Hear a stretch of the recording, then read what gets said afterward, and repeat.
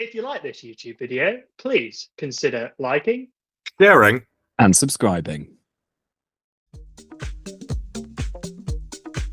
Good evening and welcome to Who Doesn't Have a Podcast. You are joined tonight by the one and only Michael Priestley. Say hello, Michael. Hello, everybody. And you're, of course, joined by me, Dan. Hi, Dan. Tonight, or today, or whatever time you're watching this, we're talking about episode number 3 of the new series, Boom. But before we do that, I believe you have something planned, dear Michael. We've got another edition of our Catching Dan Up quiz, where I've only done 3 things this time, Dan, but we have got 3 things that have potentially happened in the last 5 to 6 years of Doctor Who history. I'm guessing you dropped it down to 3 because Jerome's took too long last time. I dropped it down to 3 because they're quite hard to come up with. Out of the 3 things I'm going to say, one of these things is true, and Dan has to figure out which one that is. So we'll just go straight into it. This is a special edition, Dan. This is a spin-off edition. Spin-off edition, okay. Are you ready?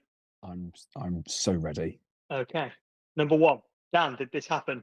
Ruff. What's that I hear?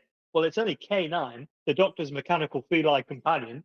In 2000, it was confirmed that a movie called Timequake, featuring K9 as the lead character, in which he battles famed Doctor Who villain Omega in outer space, was in pre-production. The reaction to the announcement was so universally negative, it hasn't been mentioned since, and as of 2024, it's still officially in pre-production.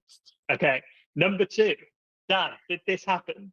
The clerics, the church soldiers first introduced in the Time of Angels, returned in Boom. However, they could have returned much sooner in a planned spin-off from previous showrunner Chris Chibnall called Sunday Church. Unfortunately, the spin-off was ultimately scrapped by BBC executives who, in leaked emails at the time, described the pilot episode as really boring. Number 3. Dan, did this happen? Had Torchwood Miracle Day performed as expected, a planned 5th season of Torchwood would have seen Captain Jack and the gang face off against an evil Time Lord, rumoured to be the Valiard, which is an offshoot regeneration of the Doctor himself. Which one of those 3 things is real? I think the K9 one, I feel like the K9 one would be more common knowledge, because that's quite a big jump to kind of put something like that into production and make a film out of it. And it's a shame, really, Of a character that no one really knows. Well, I mean, people within the Doctor Who. Would you say that K9 is known outside of the Doctor Who world? I don't know. I think in British pop culture, yeah, not as well, because he only came back like 2006 in school, 2007. Yeah, the school one. But no, I think it probably isn't very well known outside. And to be fair, if you're going to make a full sort of, was it a film? Did you say full movie? What did you make up? Film is what I've written on it. Film. The Valiard one, I don't know. It just seems to be a running joke on this podcast with the Valiard. And it's a shame about Torchwood, isn't it? If that did you watch Miracle Day? It was one of the worst things I've ever watched. It was quite hard, was it? Yeah. Did you watch it? I did. I was really excited about it as well because it was hot off the heels of Children of Earth, which was probably the best Torchwood series. You know, do you remember Children of Earth where they dropped each episode nightly? So they aired on Monday, and then I think the final one episode aired on Friday, which I thought was genius. Like they did them all, and it was so good. So once they announced that they were taking it to America and they partnered up with the Stars Network, I thought, oh, this is really interesting, but it just didn't really turn out that way. I think the one thing I never forgave in one of the episodes is that one of the characters is talking and then they cut to another shot and it's the worst bit of continuity you've ever seen. As he's saying the lines, the words on another screen inside the back of this van are playing out like 2 paragraphs ahead of himself. So it's like, it's just so shoddily. It's one of those, I'm guessing you have a few shows, when you're trying to pretend they'd never existed, you just kind of like blank them out. So yeah. So in my head canon, Torchwood ended in series 3. Although interestingly, Big Finish have carried on doing Torchwood stuff, the audio Doctor Who offshoot, Big Finish, and they have released like entire seasons of Torchwood audio dramas, which they've pitched and has been confirmed by Rusty Davis to be sequels. So I think they've done a season 5 and a season 6 of Torchwood in audio, I believe. Oh, which I haven't listened to, but is interesting. I think out of the lot, I'm gonna go with, because I think logically they will have imagined that going to a US network would have done that show the world of good. And when they realise, oh no, hang on a minute, why are you giving it to the Stars Network, who are best known for doing fuck all, and killed the franchise anyway? There's our first YouTube short. Gonna get a lot of Stars diehards in the comments being like, fuck you. If you are known as a Stars diehard, then you have a very... Everyone's got to have a passion, Dan. Everyone's got to have their thing. Basically, it's owned by Lionsgate, which is very surprising. So Lionsgate, the studio, made a network so shit they killed Torchwood off in 5 episodes. They didn't have much success with that season. I don't think it did very well at all, because if it did, it would still be going on. It's interesting that he had that experience, but then still has done this version of Doctor Who as well, which is essentially, I mean, nobody knows really how it works, but they have essentially sold off bits of Doctor Who to Disney. Yeah. Well, might I ask you this question before I do make my final answer here? Do you think with the Whoniverse we could see a reboot of Torchwood? Yeah, I think they have to. I think that's what people really want.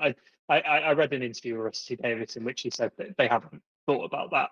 He could be lying. He said they haven't given that any serious thought, but he said that he loves the show, and I think Torchwood deserves a big comeback. That's a bigger conversation, though, isn't it? Because do they bring it back with John Barrowman? Do they reboot it completely? I think it could be rebooted, Torchwood, quite easily. But yeah, it is interesting. Yeah, I think they should. I'd love it. I think I always loved the idea of a grittier, older, adult version of Doctor Who. Do you remember this? Did you watch all of Torchwood? oh, of course I did. I watched some BBC Three. It was like I was like late night watching. My It parents was were great. looking. You Yeah, remember? I think it's the second episode where there's a monster that's going around the club scene in Cardiff having sex with men, and then the men blow up. Do you remember that? because she took all the orgasmic energy, and then Owen makes a joke of he just came and left, and then the two of them start laughing, and then Gwen is like, a man died, and they both just go really sheepishly down. But I remember, that's what I mean. That was the era of Rusty Davis where those episodes were written so well and were so funny.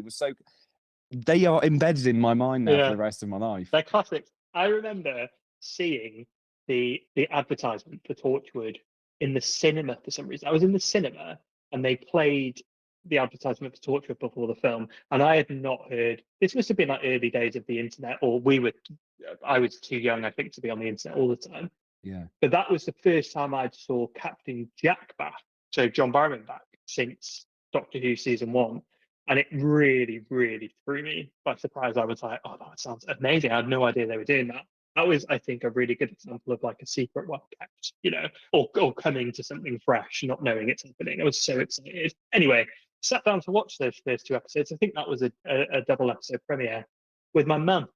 And that episode, I remember watching it I guess that is the risk of having a show like that within the Doctor Who universe. It's like you get so many kids who would obviously be interested in watching it. Yeah, cool. Anyway, sorry, tangent. Yeah. Back to the quiz. Right, so I'm going to throw out the first option, which is the K9 movie. Okay. I think so. The second one was the Clerics. Chris Chibnall was going to do a spin-off with the Clerics, who were the army that recently appeared in Boom. Yeah. Called Sunday Church, but it was scrapped by BBC execs because they described the pilot as really, really, really boring. Okay, so in that case, I'm gonna go with Torchwood. Option C. Torchwood, a planned 5th season of Torchwood. Yeah. Which would have seen them facing off against the Time Lord. Incorrect this week, Dan. No. The real answer is the K9 movie. Are you serious? Seriously. So the way that I understand this movie is it was called Timequake. It was announced by a company that aren't part of the BBC. I think it was like a rights issue or something where they couldn't use really any Doctor Who characters apart from certain characters. So there's this old Doctor Who villain called Omega, who I don't think has appeared in the revival, but was in the classic series. So K9 was going to battle against this massive Time Lord in this film. It wasn't really going to be related to Doctor Who or the main series at the time. it was just kind of like going to be, I don't know what it was going to be, but they didn't have the rights, so the Doctor wouldn't have did it. Like, I don't think they would have been able to mention the Doctor, like anything like that. So it had just been a Um, robotic dog from the 60s yeah, fighting nondescript aliens. yeah, and they literally like, because I think K9's rights might be like owned somewhere else, so they announced it, and I've got it written here. This is true. The university, the reaction was very, very negative. It's still officially in pre-production. Thanks, Dan. Don't know what the scores are. Haven't been keeping count, but I think we're level now, aren't we?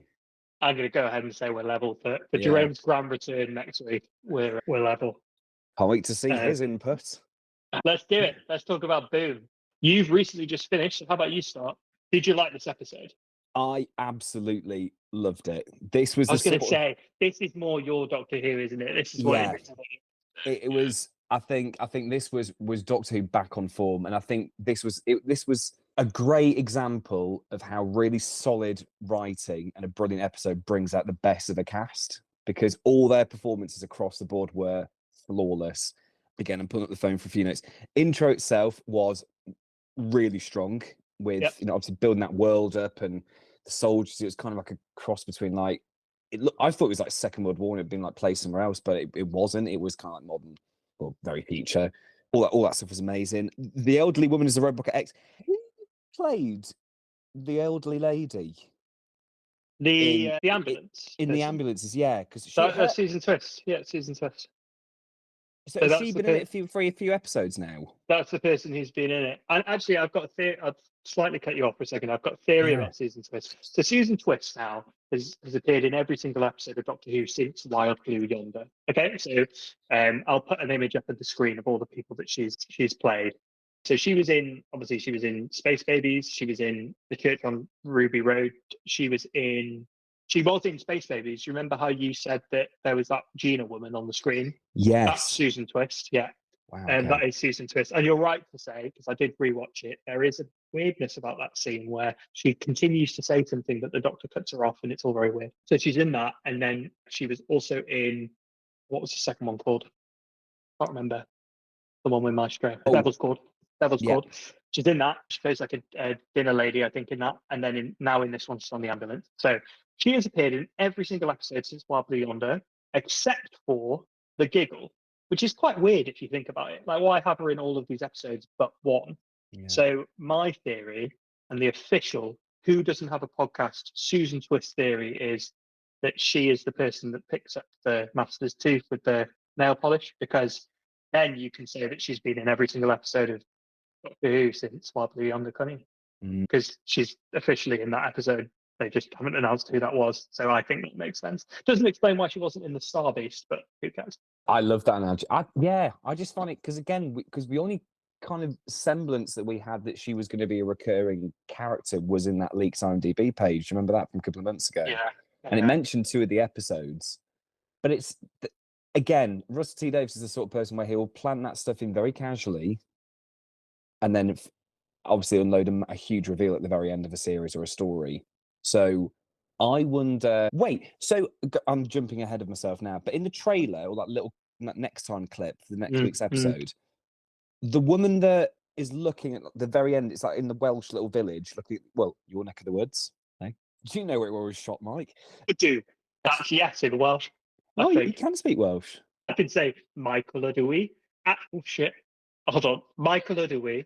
Rydw i'n hoffi Doctor Who achos mae'n bendigedig, which means my name's Michael. I like Doctor Who because it's fantastic. Love that. All I know is Nos Dar. Good night. Good night. But I'll say that later. Otherwise, it won't make sense now. I've got it written down twice, but he makes the point of saying everywhere's a beach eventually. And obviously, I remembered what you said about obviously the land. Is it the land and the sea? The war between the land and the sea. Yeah. The war between the land and the sea. The first rumored spin-off. Yeah. So I was like, oh, that's something. That's just food for thought. Very kind of politically and what's the word? Oh, help me out. It's if something's like it's to do with politics in a program. It's very it kind of relates to real life. Oh, what's it called? Like satirical. Yeah, okay. Yeah, There's a lot of yeah. sort of like modern commentary satire, and that which I thought was quite interesting. I've got okay. So the bit where they're talking about being smelted really made me laugh. I just thought the writing in that little like 2 or 3 minutes, I just thought I'm so glad that this episode exists, because the writing throughout the whole episode was just superb. In fact, I've Stephen actually written Moffat down for you. Stephen Moffat. Classic Stephen Moffat, tight plot, really well thought out. Love the dialogue. I've always loved his dialogue. I think he's so good. I think he's so good at writing the Doctor and the Doctor's sort of mania and really Yeah, tight it episodes. was a match made in heaven in this episode. The thing I've got written down is another bloody song. Every episode so far series has involved singing. Every Although single one. this one would have been a bit more inappropriate if two dancers from Strictly had just appeared in the background and just started like banging out to the Doctor singing this song. Especially like, there's always a twist at the end. Like Ruby's dying. Like, come on. Yeah. Oh God, I thought they were going to kill her. I Well, genuinely thought, because I started the episode thinking it's quite hard to do jeopardy in Doctor Who, because you know that the Doctor always survives, and if he doesn't survive, he always regenerates. So it's like you're not going to kill off the Doctor, are you? no. It's not like a show like, thinking off the top of my head, like The Walking Dead, which used to revel from surprises and killing off quite fan favorite characters. So to do jeopardy in Doctor Who is really hard. So I went into it thinking, okay, the Doctor stands on a landmine all episode, but he gets off the landmine. Like you know, like we all know that's going to happen. So what happens? And I thought, I don't think they'd kill Ruby either, but that is the kind of thing that you would do in like a third episode to really surprise people, and then do something else for the rest of the series. So when she was shot, I thought, oh my God, like, are they actually doing this? Are they killing her? I thought they handled that really well, especially with the snow coming back, and you know. Well, again, I've got that down. So I've also got that bit. Oh yeah, of course, the daughter looking for my daddy. The minute she came across, is like the jeopardy across the episode. The tension levels there were just superb. It made for phenomenal viewing. I made a point in the special effects are absolutely stellar in this episode. Bit where the Doctor's kind of like, he looks a bit like Electro out of Spider-Man. It's kind of like, of course, he's like, Oh yeah. When he's just about to blow up the planet. Yeah, I just thought, oh my God, this is like every night nerd's wet dream here. Like, just seeing Doctor Who look as fantastic as this is what we've been yearning for years. It's so cool to see that. Yeah, Ruby shot, and then again the soldier being killed as well with the thing. I was just like, Jesus Christ! It just took you off guard so many times. I loved it. I loved the bit where, again, when the snow's falling and it pauses, and then Ruby's thinking about her next of kin. I thought it was a great throwback to the Church on Ruby Road. A really nice way of weaving in that plot thread as well in another episode. Like, I think there are many things that are going on in this series of Doctor Who. To name a few, you've got Susan Twist propping up all the time. You've got the One Who Waits. You've got all these gods. You've got Mrs. Flood looking directly down the barrel of the camera and going, "Never seen a TARDIS before." There's loads of interesting threads going on. But I'm really interested in Ruby's story. I think she's come out the gate as a very compelling companion, which is really good. Yeah, and I thought, again, her performance amongst everyone else was just outstanding too. I've actually the literal notes I've put here. Now the soldier is dead. Oh fuck. Oh fuck. Oh my God, where are they going with this? Interesting kind of comment on AI going too far. I think Doctor Who's always kind of never been afraid to kind of talk about current stuff, like current affairs in the world. So that was kind of an interesting point.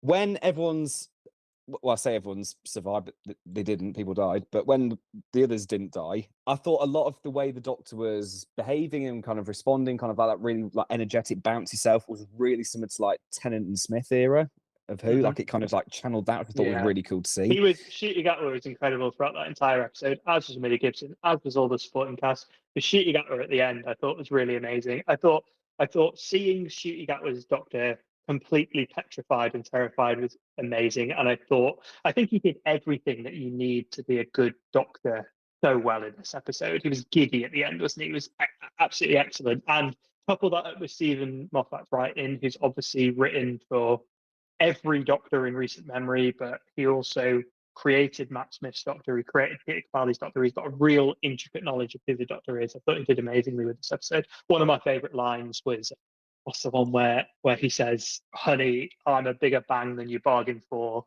I'm a bigger bang than I look," or something. and I Yeah. know how I look. I thought, like, you've taken this Doctor's personality, which we've only known for like four episodes, 5 episodes, and you've solidified him really well in the panel of the Doctor Who's. Yeah, he just ran with it. It's fantastic. One thing I did notice, I don't know if you picked up on this, and again, I could be totally wrong here. You know the bit where the Doctor is looking out towards the stars and towards the planets, and he kind of shuts his eyes, breathes in, breathes out, and his eyes open. To me, looked very similar to, you know, the teaser clips that we saw before he was officially. It was that one. Was Yeah, it that bit? Yeah, it was. So I only kind of wonder then of other teaser bits that we might have seen. I mean, well, I was going to say we could see more, but I don't know. Okay, last 2 points. The throwback to fish fingers and custard. Big tick. Excellent. That was a Yeah. massive little, yeah, beautiful. And then finally, and I thought it was such an interesting sort of line to finish the episode on, was it a grumpy man or like a sad old man once told me? Yes. What survives of us is love. Which grumpy or sad old man is that referring to, Mike? I think it's a poet, actually, because I did look this up, because I wondered if it was tied into Doctor Who history or someone from the past. I specifically thought, is it a character from Stephen Moffat's era? But it's a poet, I think, or a poem. I found it, Philip Larkin. Yes, yeah. Which I was a little bit disappointed by. I thought it was like another tease for. I thought it was a nice callback to a previous Doctor Who character. I was just thinking that. You enjoyed it. I knew you'd enjoy it. It's much more. It's serious Doctor Who. It's everything as well. It's Stephen Moffat as a very seasoned Doctor Who writer. He's probably written more Doctor Who than anybody. Probably will be surpassed by Russell T Davies at some point in the second run. But I was so confident coming into it. For me, I don't know how it ranks in terms of my Stephen Moffat listed episodes. There's a lot of episodes, obviously, you haven't seen, but Stephen Moffat's contributions to even his own seasons were always the best ones. He had a real knowledge of what he was doing. He's incredible. I think this is less timey-wimey and less complicated than most of his stuff. I'm actually surprised that this is the episode that's come back and write the most, which is interesting, isn't it? Yeah. I thought it was really, really good. I think I'm about to blow your mind, because there's something that you haven't mentioned that I thought you'd mentioned from the off, which is a big reveal in this episode. It's what everyone's been talking about. Do you know what it is? No, go on, go for it. Spent the whole time watching it thinking, who is that? I feel like I recognize that. So the character Monday, the soldier, the character, the woman who is probably the biggest supporting character in the episode, that's Varada Sethu, who has been announced as the companion for next year. Yeah. So I spent the whole time watching it being like, hold on, I think I know who that is. So I had to Google it afterwards. And yeah, they've introduced her early. It was a big surprise. No one knew it was coming. Introduced in Stephen Moffat's episode.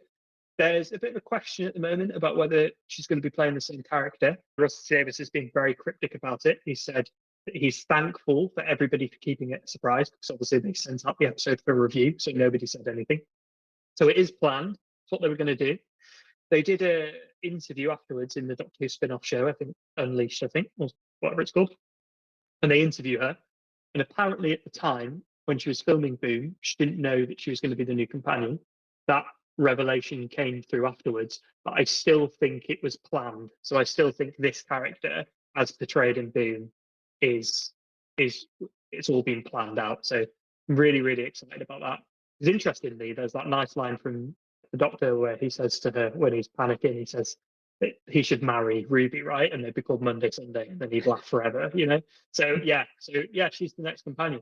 And they've introduced her early. And they've done this before. So do you remember when Clara was introduced? Did you see any of that stuff? Clara Oswald?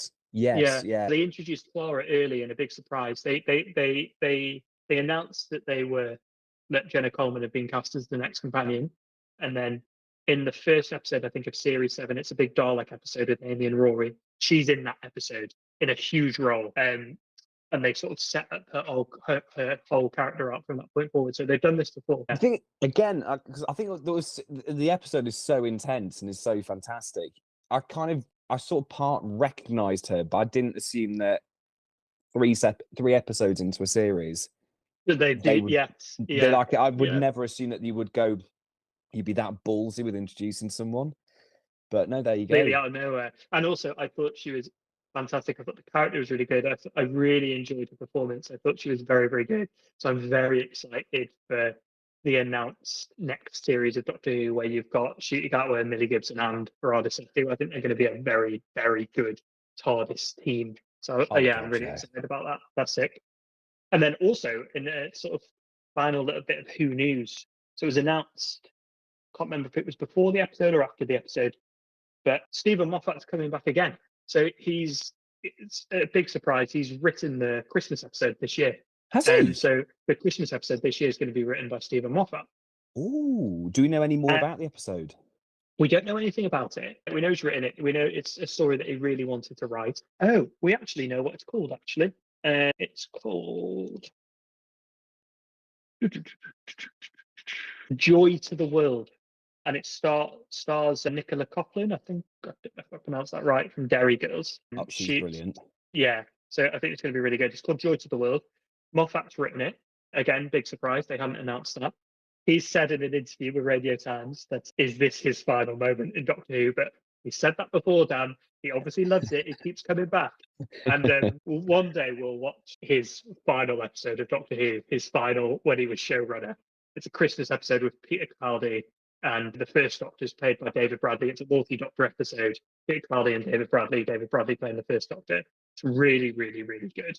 But I remember in the lead up to that episode, it was his final episode as showrunner. He was saying, "This is the final episode I'm going to write." And yeah, he's back already. So I think he'll always be back. But brilliant. What's really, really interesting is that in this interview, he says something extremely cryptic. He says that he hasn't written any episodes of next series of Doctor Who, so 2000 series of Doctor Who, but he has read the finale, and he said he's done that for reasons that will become obvious. What does that mean? I'll tell you what it means, Dan. I think that Stephen Moffat is going to be running a Disney Plus. Why would he? Why would he be reading? Why would he do that? Why would he read? Unless this episode has characters that are in it that was in the Stephen Moffat era, maybe. But then again, like, why would you need? You don't need to look at characters. You wouldn't need the whole script. And why specifically the next season's finale? The finale, yeah. Because any good writer, and I'm sure I've read or seen Rusty Davies do this before, but many good writers will start at the very end. You'll start with the end point and then work your way backwards to establish that final point. So, and again, there's no reason why before every episode they're really promoting the Whoniverse if they're doing sod all with it. Yeah, exactly. So they're going to slowly expand upon this, and whether it is a bit like, again, I hate to say it, Marvel kind of style, where you start off with one season or one episode stuff, and then it branches into other directions. It's all going to interlink together anyway. And I think I'm very excited by the prospects of a series in which he's at the helm of. That's going to be more original, because that'll give. If that's a kind of example of where we can go with it, then during his showrunnership, the coin of phrase of his series of Doctor Who, I'm sure he had many spin-off ideas which they just didn't have the budget to pursue, or the BBC didn't have the budget to pursue. He's still a jobbing writer, a jobbing showrunner, isn't he? And that's why he's come back to write an episode. Like, he loves it and he's very good at it, and he's come back and done it. He's employable. I think he'd probably jump at the chance to show run a spin-off of Doctor Who that's being funded partly by Disney, so they've got all this money to sort of, I think. Why would he have written Boom and then the Christmas episode, and then not write anything next year, but know what the finale is and have read the script? Why? Unless the finale is a jumping off point for something. Why? Exactly. I think Rusty Davies has been very particular about the way he brought this show back, and I think we're starting to see that unravel within itself with the very unique way in which he's been brought back to pen certain shows. So that's very exciting. So obviously next week or this weekend we've got 73 Yards. You've seen the teaser trailer at the end of the episode. Fantastic. Looks amazing. Apparently it's strange and spooky. The Doctor's in another killer outfit. I don't know if you clocked. I did, yeah.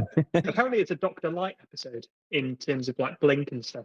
Oh, apparently it's very Ruby Sunday, Millie Gibson focused. It's like a gothic Welsh folklore, apparently. But I thought the teaser trailer was really good. Really looking forward to seeing how Susan Twist appears, because we know she'll appear somehow. Digital Spy said Doctor Who's Doctor Light 73 yards is so nearly flawless. See, this is the thing. I don't mind. I don't mind when Doctor Who goes light because it needs to be a light show. It is ultimately at its heart. It's a family show. It's kind of like a kids. Not a kids show, but it's kind of like it's there for many audiences.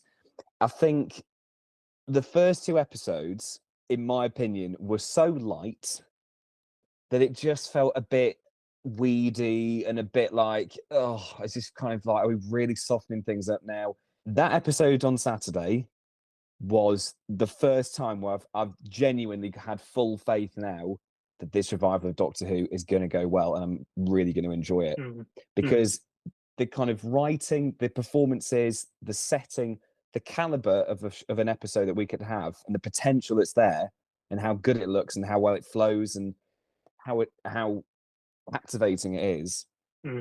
If we get any more of that, I am truly grateful and truly excited to be a Whovian again, because that's the sort of show I've missed. That is what drew me in when I was a kid on Saturday nights in the first Russell T Davies era, and then a bit of the Stephen Moffat one when Matt Smith took over. It's because the episodes were captivating, and it didn't kind of try to be something that it wasn't. It didn't try to be musical. It didn't try to be like a soft kind of cutesy way of going about. It was a sci-fi show, and it tackled like proper full-on emotions in a way that it kept you engaged, and it kept you involved, and it really fired you up. You'd watch it, you know what I mean? Sorry. And I just think that is the sort of Doctor Who that I've been. I mean, I know it's my fault because I've obviously walked away from it for quite a few years, and no doubt I probably missed a lot of brilliant episodes in the meantime. But that is the sort of thing I imagined Doctor Who to be, and particularly Ncuti Gatwa's Doctor going forward, because that proves in that one episode that he is a fantastic casting. Yeah. And probably one of the best castings for the role. I think he's one of the best. I'm so convinced by him. I think specifically he does the techno babble, which you need to do as an actor playing the Doctor so incredibly well. It sounds so believable. I think he can do all of the emotions. He's in tears. He's really joyful at the end. I think he's fantastic. When his time comes to move on, I think it'll be really upsetting. I was saying to my partner the other day, she doesn't watch it, but she was asking how he is in it, and I was like, I think he's up there with Tennant. I think 4 episodes in, he's really proven himself. I think he's going to be an absolute fan favorite by the end of his run. Yeah, is incredible. What I will say about the series is Russell T Davies has a history of quite playful, soft openings. So if you remember the opening for Series 2, New Earth, with the cats and that's Beauty's the Face of Day. That's quite light and frothy. The one that we talked about last week where they reintroduced Catherine Tate, I can't remember what it's called, but it's got those little blobby monsters in it. That's really frothy as well. He always does light episodes to introduce the series, but then provides some pretty captivating season arcs, which I think he's done more than ever in this series. So many things going on, which I'm so invested in. I agree with you. I don't necessarily think you need to start a series of Doctor Who with something like Space Babies. I think you can just go straight in with something like Boom, to be honest. Yeah, the things like I get if you need the one episode, then fair enough. I think for me it just felt like, particularly when they dropped both episodes at once and you had a double feature, it's kind of like, oh Christ, like it's like it's normally kind of interspersed, and you kind of have the kind of full on one, and then you have like a bit more of a relaxed one, and then maybe you have 3 episodes that are quite intense, and then a bit of a breather, and then you've kind of fired towards the finale, and then you start to cry and get emotional, like I have many times watching Doctor Who as a kid. But I think now we're maybe starting to see, as you rightly pointed out, we're starting to see the plot now really ramp up. You kind of got them in, you kind of like almost like enamored people to kind of go, oh, okay, this is kind of fun. This would be great. And now we've got you. Now we're going to ramp up the emotion and the tension and the atmosphere and the danger. And I think when you kind of play with those 4 emotions, and particularly when Russell T Davies, well, actually, no, I'm completely singing Stephen Moffat's praises here. When you bring someone like him back, who, as standalone episodes go, he is the king at. There's no doubt or question about it. That's when the turning points occur. And I think now, I don't know about you, and again, maybe there will be. I don't get the feeling that we'll maybe get another soft episode now. I feel like it's now going to start to get quite intense. I think there'll be light elements to most There'll be of light the elements. episodes. Yeah, of course, definitely. But because, I mean, next week we're halfway through the season, aren't we, already? So I think I'm going to throw it out there, and I can't remember what our predictions were, but Basil Brush did not appear in this one, and I'm so pissed off. He might have died. I don't know. He might be one of those little, like, fleshy canisters. I don't know. But I get the feeling that next week's episode will be a major plot twist. I think something will happen your to prediction. them. I remember your prediction for next. Your prediction for next week is that the Doctor goes through the TARDIS, finds all his old outfits, and has a yard sale. Do you reckon that's what's happening from the trailer? Look, Wales, amongst many things, has beautiful open spaces that are perfect for car boot sales. And if the Doctor wants to free up a bit of room, maybe that's why it's a Doctor Light episode. He's not in it because he's away. He's selling all busy his stuff. flogging his stuff. Yeah. Yeah, he couldn't use Vinted. He doesn't have a permanent address. So if at the end of next episode it's not really explained where the Doctor's been, I'm going to go ahead and solidify it as part of canon that that's what's happened. He's gone off and he's just sold off a bunch of stuff. Well, that's why he's wearing like the kind of Parker jacket and the woolly hat. He sold all bought his it other. from someone. He bought it from someone else's TARDIS yard sale. Yeah, I think you're right. I think we're not getting. I think we're more into it now, and I think we're reaching that. It's only 8 episodes, so we're really hurtling towards the finale. And I can't remember which episode it was. I think it was Dot and Bubble. I'm not sure which one that is, but that's the one where you predicted that something massive is going to happen. Yeah. I also think something massive is going to happen in the episode that they're describing as the Bridgerton episode with Jonathan Groff, because from all the trailers, it's been it's received quite a lot of attention, and it seems quite light and frothy, but I don't think they're going back to that. I think something massive will probably happen in that episode too. Yeah. They did this before, so in Chris Chibnall's run, maybe we'll go back and watch some of the episodes, but there's a specific episode where they reintroduce the Jadoon, who are, and I think the episode's called The Fugitive of the Jadoon. So you hear that and you're like, no one's excited for that episode. Who cares? Like, but big things happen in that episode. So maybe we're going to get similar surprises this year. That'd be good. So, Boom, what is your episode ranking? I'm going to give it a 9 out of 10. Maybe I'll review it to a 10 out of 10, but I want to look back at previous Stephen Moffat episodes and see where it sits for me. But I think 9 out of 10. 9 out of 10. I'm going to completely agree. I think that is a solid 9. I think as far as episodes go, and I think as much as I've yearned for Doctor Who to be like this, it absolutely didn't disappoint. It gave you absolutely everything that Doctor Who should have. It gave you the emotion. It gave you the performance range of all the cast. Every single cast member played their part in that episode phenomenally well. The plot twists, the setting, the special effects, the tension, everything was there. It ticks all the boxes for me. A surprise Varada Sethu appearance, which I still didn't mention even now, despite the fact knowing full well that you've just told me, and I still didn't. Another companion gets introduced out of nowhere. There was a funny internet meme, which is, so like I said, they've done it before with Clara, which obviously was a Stephen Moffat thing as well. Stephen Moffat episode. Someone said that classic internet meme where if I had a penny for every time Stephen Moffat has introduced a companion surprisingly early, I'd have 2 pennies. And it's like, it's not much, but it's weird that it's happened twice. No, I really thoroughly enjoy that one. I'd be interested to see what Jerome makes of that too, but I'm sure we'll cut that. If he tries to tell us next episode, I'll cut it out. Thanks for joining us in this week's episode of Who Doesn't Have a Podcast. Please like and subscribe if you enjoyed this episode, and we will see you next week for 73 yards. If you like this YouTube video, please consider liking, sharing, and subscribing.